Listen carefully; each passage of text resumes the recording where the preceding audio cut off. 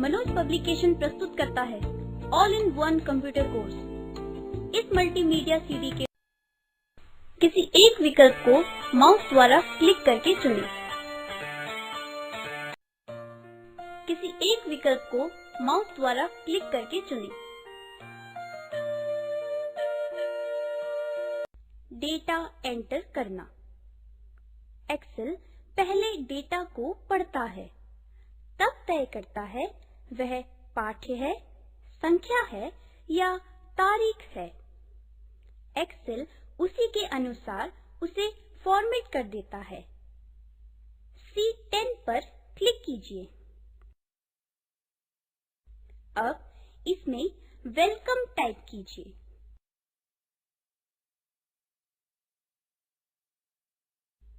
अब C11 पर click कीजिए।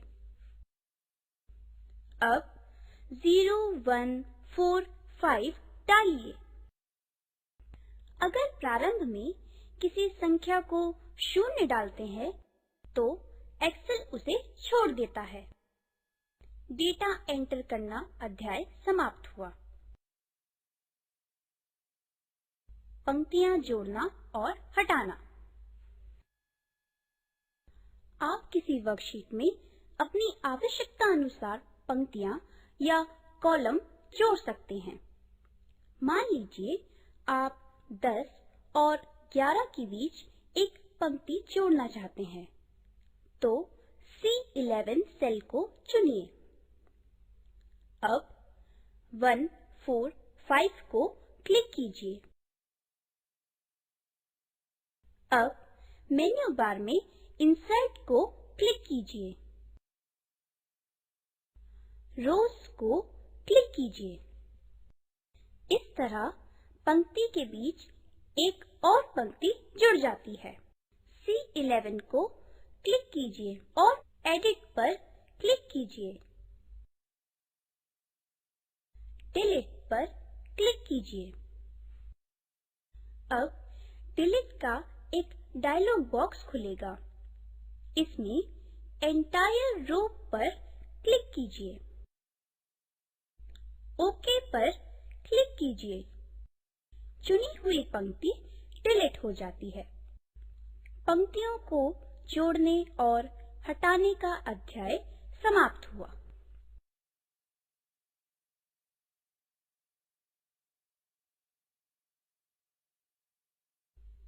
सेलों को मिलाना और फॉर्मेट करना। आप A1 से D1 तक सेल सिलेक्ट कीजिए। इसके लिए पहले A1 सेल को क्लिक कीजिए। अब D1 सेल को क्लिक कीजिए।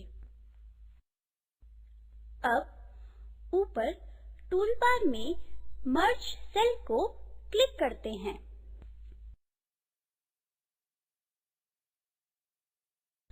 अब आप देखेंगे कि सभी सेल जुड़कर एक सेल में परिवर्तित हो गए हैं।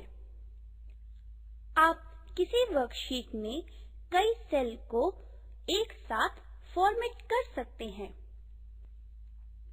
आप फॉर्मेटिंग के दौरान पाठ्य, संख्या, फॉन्ट, अलाइनमेंट आदि डाल सकते हैं। मान लीजिए आप संख्याओं के आगे डॉलर का साइन और फॉन्ट टाइम्स न्यू रोमन लगाना चाहते हैं। इसके लिए एक सेल को चुनिए जिसमें संख्या डाली हुई हो। फॉर्मेट पर क्लिक कीजिए। सेल पर क्लिक कीजिए।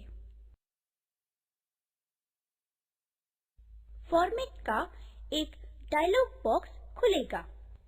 इसमें करेंसी पर क्लिक कीजिए। फॉन्ट टैब पर क्लिक कीजिए। फॉन्ट ड्रॉप डाउन में टाइम्स न्यू रोमन फॉन्ट पर क्लिक कीजिए। ओके पर क्लिक कीजिए। इस तरह संख्या से पहले डॉलर का चिन्ह जुड़ जाता है तथा फॉन्ट टाइम्स न्यू रोमन में बदल जाता है। सेलों को मिलाना और फॉर्मेट करना अध्याय समाप्त हुआ। सेलों में सीमा रेखा बनाना। एक्सेल में सेल की सीमा रेखा देने के लिए आवश्यकता अनुसार सेल को चुनिए। C15 को क्लिक कीजिए। चुने हुई सेलों को सीमा रेखा देने के लिए फॉर्मेट पर क्लिक कीजिए। सेल पर क्लिक कीजिए। फॉर्मेट सेल का एक डायलॉग बॉक्स खुलेगा।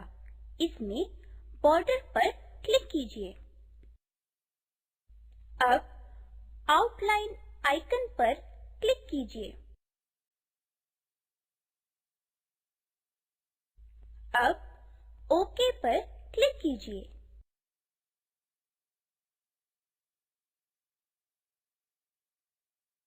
अब चुने हुए सेलों के बाहर सीमा रेखा बन जाती है। सेलों में सीमा रेखा बनाना अध्याय समाप्त हुआ। एक्सेल में चार्ट बनाना। एक्सेल में आप अपनी आवश्यकता अनुसार चार्ट बना सकते हैं।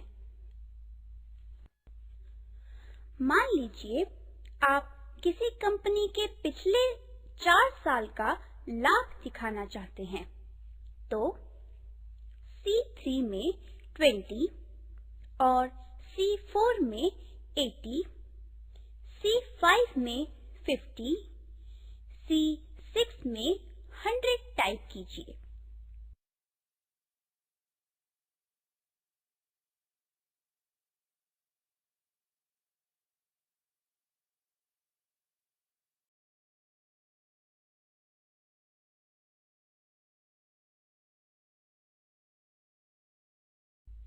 C3 पर क्लिक कीजिए। C6 पर क्लिक कीजिए। अब इंसर्ट पर क्लिक कीजिए। चार्ट पर क्लिक कीजिए। एरिया को चुनिए।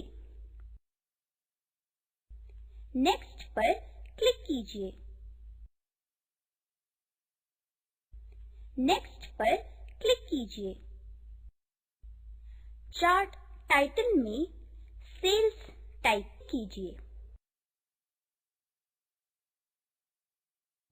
कैटेगरी एक्स एक्सिस में ईयर टाइप कीजिए। वैल्यू वाई एक्सिस में प्रॉफिट टाइप कीजिए।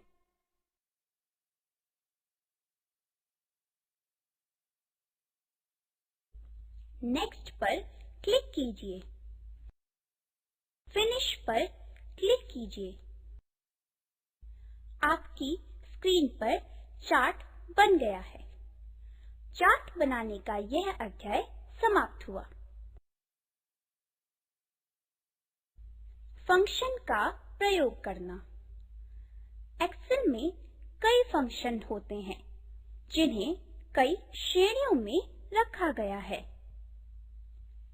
जैसे नंबर, डेट, करेंसी और लॉजिकल। मान लीजिए किसी कंपनी के पिछले 4 सालों के लाभ का औसत निकालना चाहते हैं, तो इसके लिए अपने डेटा को चुनिए। C7 पर क्लिक कीजिए।